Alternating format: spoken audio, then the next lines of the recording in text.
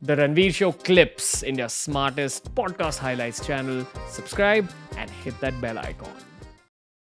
But on what basis are people rejected from entry into the training process itself? Like there is an entrance exam. Oh, yes, there is. On what basis are people... So actually, there's a 3-stage process. It's not just one stage. The first stage is a common entrance exam, which is you can apply through NDA, which is after your schooling, or you can apply after graduation.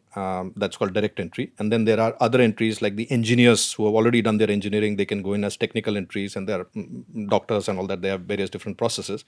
The first stage is a common entrance test, which you have to appear. It's an objective type exam. I believe it's much tougher now than it used to be when we were But you're grilled on what? So the common aptitude, or rather the aptitude test, it's just objective test. It's testing you for basic stuff like mathematics, understanding this, that, like any other. It's actually a filtration process. The second stage is the Services Selection Board interview. That's a 3-day process.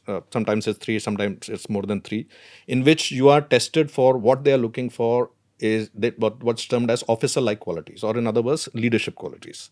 Now, leadership quality doesn't mean you have to be running faster than the others or jumping higher than the others. It means, are you able to take a team of people who may be better than you in many ways and get them to work together? Can you sort of forge that? Is that capability there in you? So is it like people skills? It's leadership skills. It is leadership skills.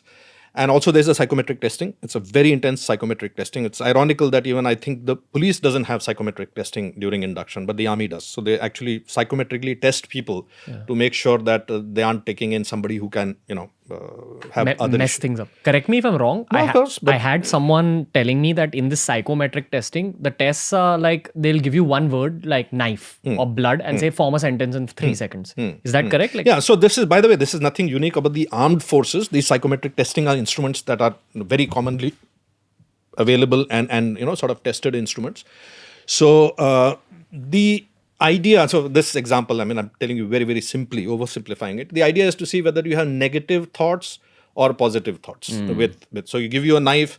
Are you thinking about killing somebody or cutting the rope to save somebody, whatever it is? So that's the way of looking at it. And of course, I know that a lot of applicants and all, they have been coached by various people to, sort of artificially give positive. It doesn't work. It doesn't work because the testing team is very, very experienced and they can figure out straight away if you're trying to fake it.